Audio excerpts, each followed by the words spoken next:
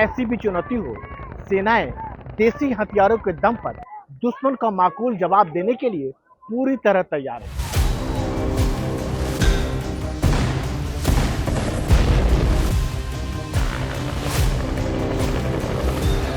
60 के दशक में जब इंडियन एयरफोर्स में मिग को शामिल किया गया तो पूरी दुनिया में इसके टक्कर के गिने चुने फाइटर प्लेन थे।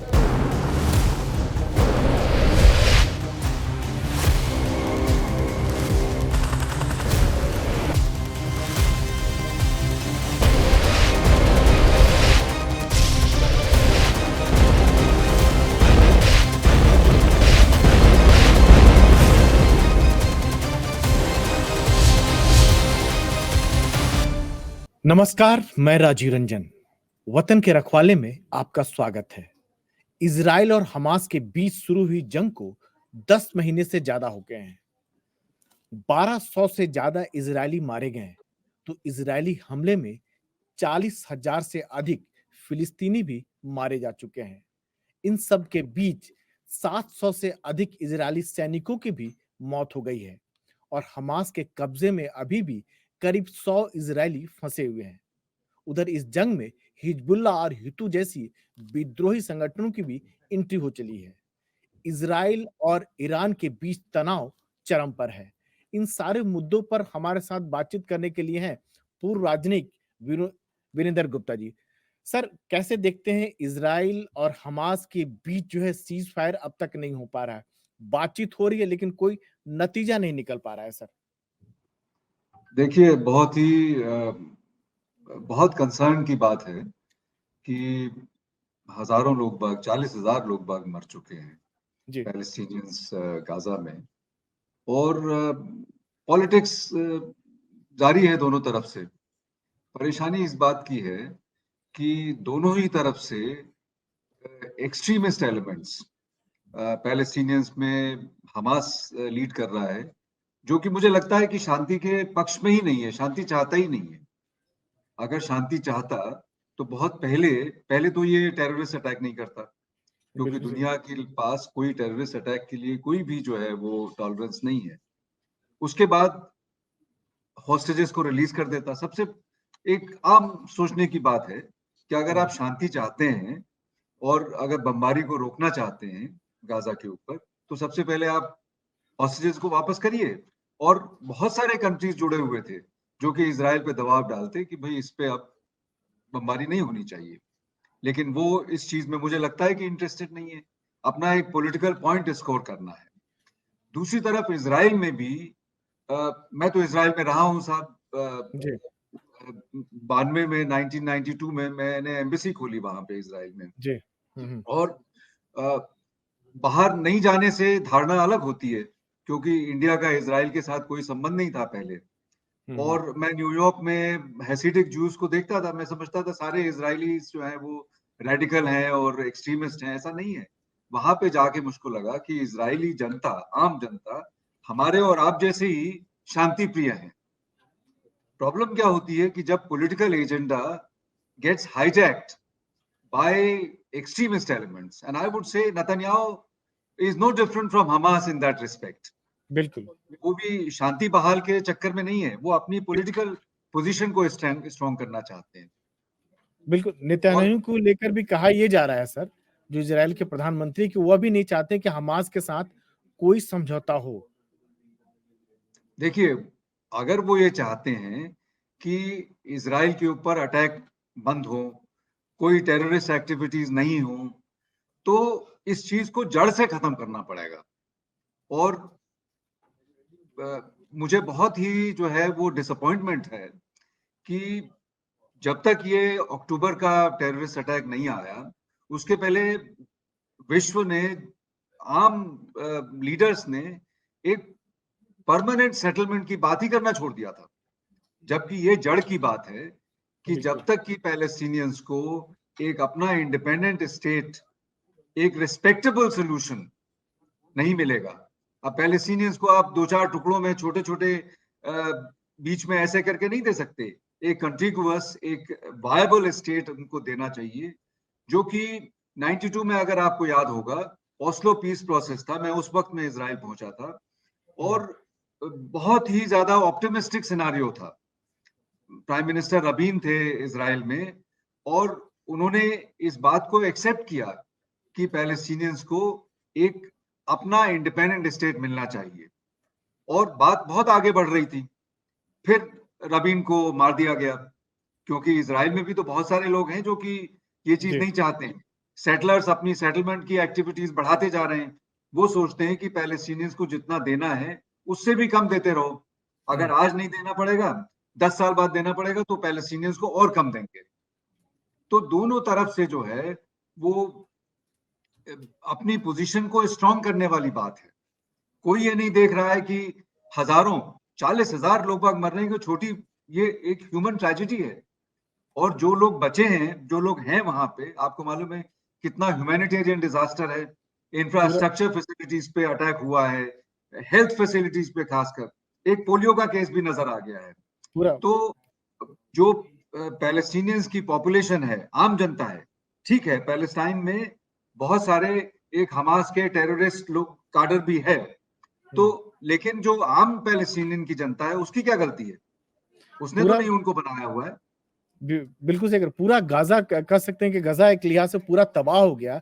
उधर इजराइल में भी कुछ एक ऐसे लोग हैं जिनकी बात सर आप भी कह रहे हैं कि जो चाहते हैं कि शांति हो, और कम से कम वो परिवार जिनके बंधक अभी भी हमास के कब्जे में, शांति हो। लेकिन बात आगे नहीं बढ़ रही है सर।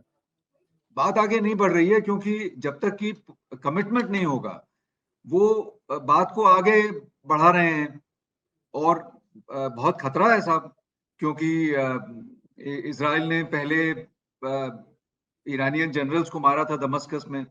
उसके बाद उन्होंने ही उसको डिफ्यूज करने के लिए कुछ मिसाइल और ड्रोन स्ट्राइक्स करे, लेकिन बात को ना आगे बढ़ाने की वजह से उन्होंने जो है अनपॉपुलेटेड एरियाज और मिलिट्री टारगेट्स चूज किए, और इजराइल ने काफी कुछ उनमें से न्यूट्रलाइज कर लिया।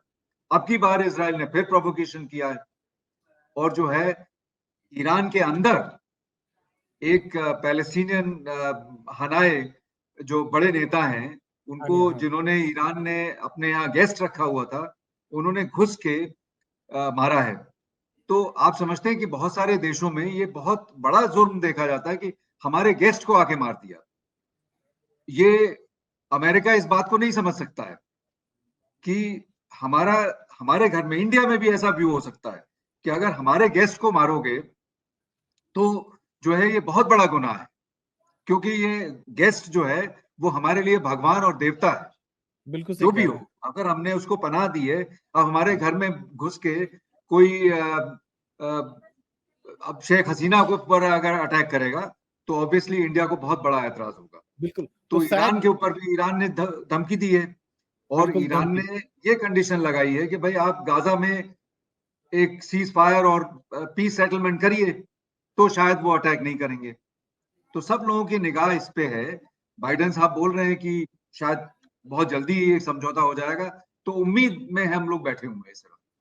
लेकिन ईरान साफ तौर पर यह कह चुका है कि वो बदला जरूर लेगा, हमला जरूर करेगा। और जो हालात बन रहे हैं उससे तो कमोबेश सर ऐसा ही लग रहा है कि आज नहीं तो कल ईरान जो है इजराइल पर हमला जरूर करेगा।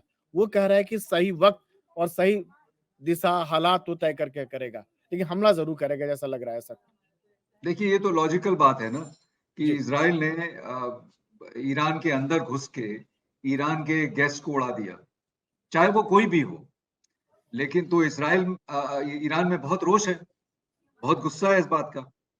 और जब तक कि वो बदला कुछ भी तरीके से, चाहे टोकन, चाहे कुछ भी, तो वो तो रहता है ना।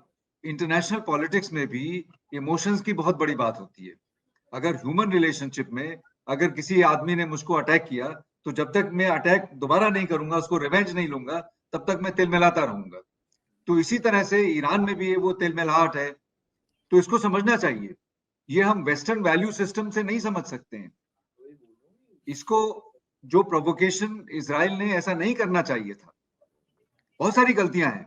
देखिए, सबसे बड़ी तो पहली बात है कि जो पैलेस्टीनियंस ने घुस के, हमास ने 1100-1200 लोगों को मार दिया सदर्न इजराइल में अक्टूबर में, और 250 लोगों को ले गए, ये निहायत गलत बात थी। बिल्कुल सही कह लेकिन रहे हैं। उसके एक गलती से दूसरी गलती को जस्टिफाई नहीं कर सकते हैं। उसके बाद इजराइल ने डिसप्रपोर्शनेट लेवल पे रिस्पांस दिया और दसियों हजार 40,000 लोगों को मार दिया पैलेस्टाइन में। ये कहते हैं कि गाजा में कि वो सब जो है मिलिट्री टारगेट्स हैं, हम टेररिस्ट पे अटैक कर रहे हैं। ऐसा नहीं है। उन जो 40,000 से ज्यादा लोग बाग मरे हैं उसमें से 2/3 वो औरतें और बच्चे हैं। तो एक ह्यूमैनिटेरियन डिजास्टर जनरेट हो गया है। कितने सारे गाजा में लोगों को डिस्प्लेस कर दिया गया है, लाखों लोगों को डिस्प्लेस कर दिया गया है। तो ये छोटी मोटी त्रासदी नहीं है, ये तो बहुत बड़ी त्रासदी डेवलप हो गई है। बिल्कुल बिल्कुल सही कह रहे हैं कि बहुत बड़ी मानवीय त्रासदी है सर, जो गजा के जो हालात पैदा हुए हैं। तो सर क्या आपको लगता है कि ईरान जो है इजराइल पर हमला करेगा, या फिर जो उसके प्रॉक्सी संगठन है, चाहे हिजबुल्लाह की बात करें, हुती की बात करें, एक बहुत बड़ा अटैक करवाएगा? और अगर करवाता है तो हालात कितने बदतर होंगे, उसका दायरा क्या होगा सर?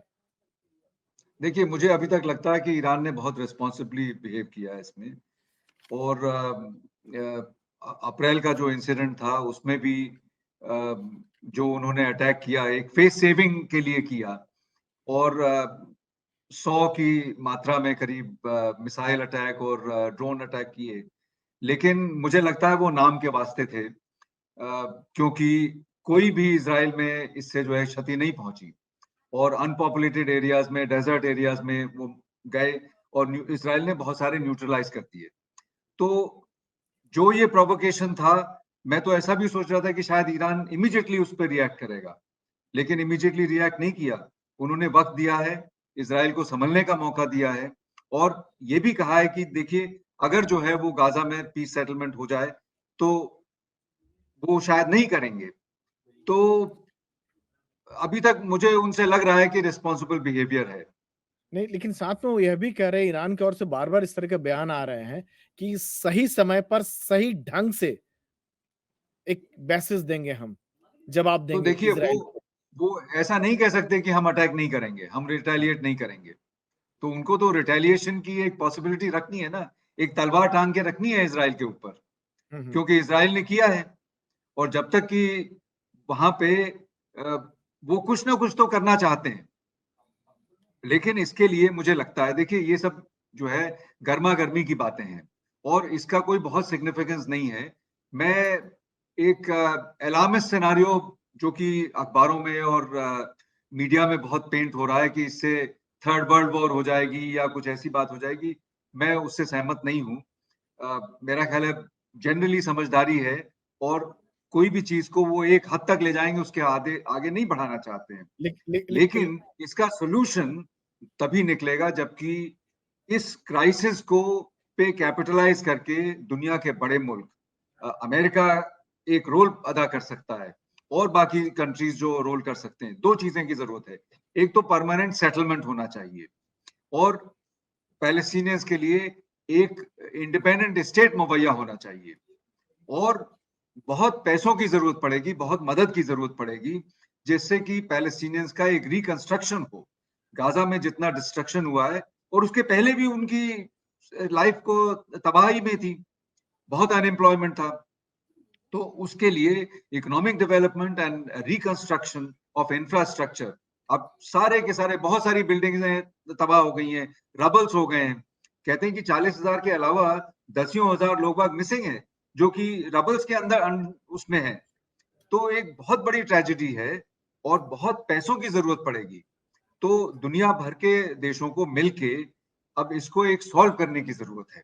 जब तक कि परमानेंट सेटलमेंट की तरफ एडवांस नहीं करेंगे, तब तक मुझे लगता है ये ट्रेजेडी किसी ना किसी फॉर्म में चलती रहेगी। इधर अमेरिका समेत जो तमाम पश्चिमी देश हैं, वो ईरान को सीधे तौर पर धमकी दिए हैं कि अगर आपने इज़राइल पर हमला किया, तो आपको गंभीर नतीजे भुगतने पड़ेंगे।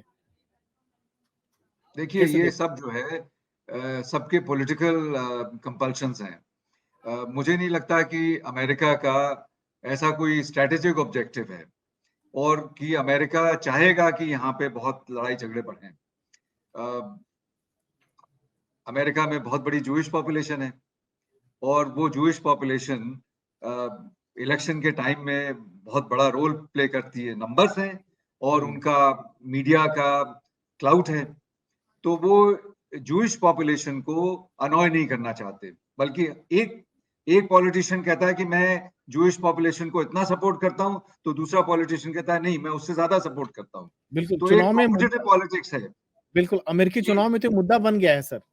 जी हाँ, कि चाहे इजराइल की गलत या सही, बट हमें उनकी मतलब उनको सपोर्ट करना है। तो आई थिंक जो ये ट्रेजेडी अनफोल्ड हो रही है पैलेस्टाइन में, इजराइल में, उसको देखते हुए देशों को अपनी पॉलिटिकल कंपल्शंस को किनारे रखते हुए, अपने पॉलिटिकल शॉर्ट टर्म इंटरेस्ट को किनारे रखते हुए, देखिए मैं हमेशा कहता हूं कि शॉर्ट टर्म में आप कुछ भी व्यू ले सकते हैं, लेकिन अगर लॉन्ग टर्म में चीजों को देखने की कोशिश करें तो लॉन्ग टर्म में सबके इंटरेस्ट में यही है कि शांति बहाल हो और एक परमानेंट सेटलमेंट हो, जिससे कि जो उनको पास एक ग्राउज है, जो एक वजह है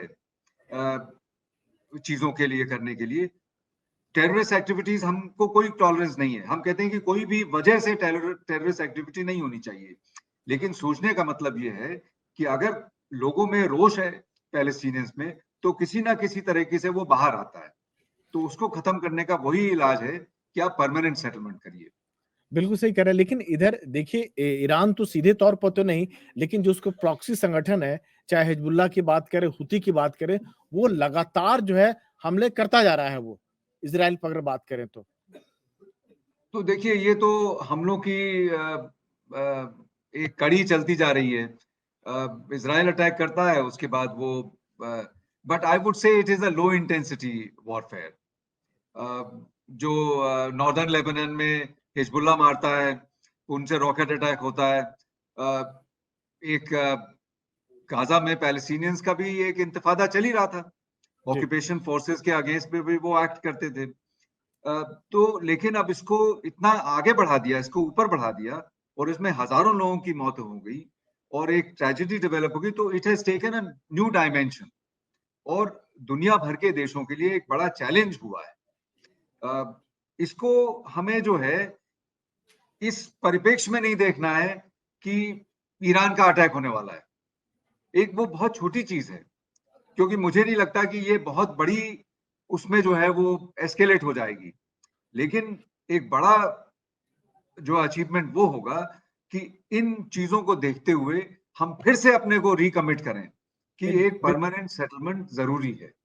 और इजरायली जनता पे मुझे लगता है कि अगर इजरायली जनता से पूछा जाए तो इजरायली जनता 90% ना इजरायली जनता इसको सपोर्ट करेगी, लेकिन कुछ पॉलिटिशियंस हैं वो अपने इंटरेस्ट के लिए एक अलग एजेंडा बनाए हुए। एक अंतिम सवाल की क्या लगता है कि सर ईरान में इतना दमखम है या उसके जो दूसरे जो प्रॉक्सी संगठन है कि इजराइल को मैसेज दे सके, एक कड़ा संदेश दे सके कि अगर वो हमास के साथ एग्रीमेंट नहीं करता है, फिलिस्तीन को मान्यता नहीं देता है, तो उस पर एक अटैक कर सके, कुछ इस तरह की हरकत कर सके, फिर से इतना दमखम है ईरान में या उसके जो प्रॉक्सी संगठन है? देखिए मैं इसमें नहीं जाना चाहता कि कितना उनमें मिलिट्री कैपेसिटी है, बट आप ईरान को ऐसा छोटा मोटा मुल्क भी नहीं है। हिस्टोरिकली अगर देखें तो Persian empire was a great empire ruling large parts of this world, this area. तो एक जो आपकी हिस्टोरिकल लेगेसी होती है, उससे भी लोगों की सोच जो है ना, वो उससे डिटरमिन होती है। तो एक ईरानियन अपने को he is proud of his legacy. तो जब ऐसी चीज होती है और अगर उसको ह्यूमिलिएट किया जाए, जो कि अमेरिका कभी भी नहीं समझ पाया, और इजराइल भी उसी नक्शे कदम पे चल रहा है कि अगर आप ईरान एक इंपॉर्टेंट कंट्री है, मैं नहीं कहना चाहता कितना पावरफुल है, बट इंपॉर्टेंट कंट्री जरूर है, हिस्टोरिकली बहुत इंपॉर्टेंट रहा है। अगर उस कंट्री को आप ह्यूमिलिएट करेंगे तो इससे शांति बहाल करने में कोई मदद नहीं मिलती है। तो ईरान में कैपेसिटी है, ईरान रिटेलिएट कर सकता है, अटैक कर सकता है, बहुत सारी चीजें हो सकती हैं, लेकिन अभी तक मुझे लग रहा है कि जो एक रेटरिक है वो एक अलग है तौर पे है, बट अभी तक इस ईरान ने काफी रिस्पॉन्सिबली काम किया और मुझे लगता है कि शायद हम इस के एस्केलेशन से बच जाएंगे। तो धन्यवाद सर, बहुत बहुत धन्यवाद सर एनडीटीवी से बातचीत करने के लिए सर। Thank you sir. धन्यवाद जी, नमस्कार। नमस्कार सर।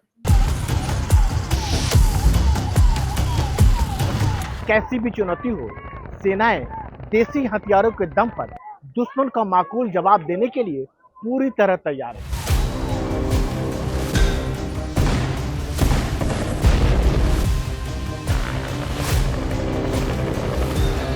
60 के दशक में जब इंडियन एयरफोर्स में मिग को शामिल किया गया तो पूरी दुनिया में इसके टक्कर के गिने चुने फाइटर प्लेन थे।